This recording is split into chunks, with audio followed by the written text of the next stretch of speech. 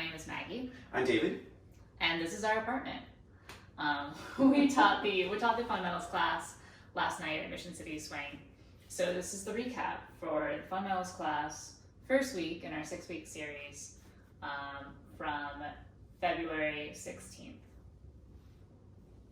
So we talked about fundamental structures of West Coast Swing and a couple of fundamental patterns. We talked about the slot. So West Coast Swing is a slotted dance. The slot is about as long as our hand connection here, twice back. We talked about the end of the slot, where you have about a U-shape connection here. There's like a little bit of tension on the line, but it's pretty relaxed. We also talked about swing hold. We described that as put the horns up, you put your thumb to the side, and leaders are going to point their horns at their partner. Followers are going to connect to their partner with these fingers here, and then everybody relaxes their fingers. So it looks like this from the other side. It looks like this. Notice that Dave is not putting his thumb on my hand. That is very uncomfortable. There are a lot of very small bones and veins here. It's very sensitive. Cool. With regards to fundamental rhythms, we talked a little bit about music. We talked about how we dance to music in 4/4 or 8/8. We talked about the boom or the downbeat of music. We talked about the tick or the upbeat of music. The boom, the downbeat, is on odd counts, and the tick is on even counts. And music generally sounds like boom, tick, boom, tick.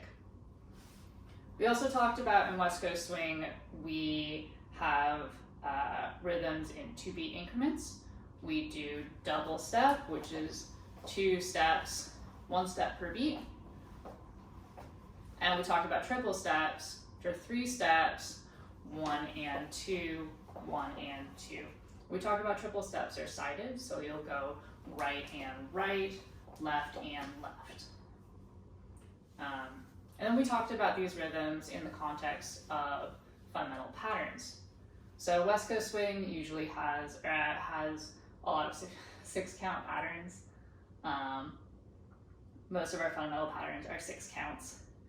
And they go walk, walk, triple step, triple step. Then we talked about the left side pass and right side pass footwork. So for followers, the left side pass and right side pass footwork are exactly the same. We start with our right foot and we go walk, walk, very slight turn, face your partner. So that's walk, walk, triple step, triple step. We talked about how this last triple step is an anchor step, and in that anchor step you need to be ready to go forward again. So together it goes walk, walk, triple step, anchor step, and walk, walk, triple step, anchor step. Okay, and the footwork for the leaders. I'm going to start by taking a step backwards on my left foot. This will get my partner moving.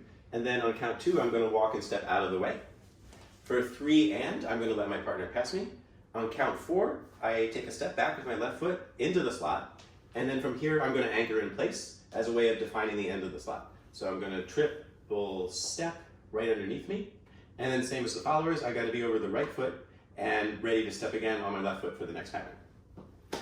So that's the left side pass. For the right side pass, it's similar, it's the mirror image.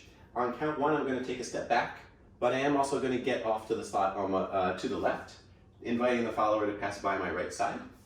Then I'm going to lift my hand and look at my wristwatch. That makes sure that my fingers don't get caught. And I'm going to make sure that I lift the hand high enough to clear my partner's head.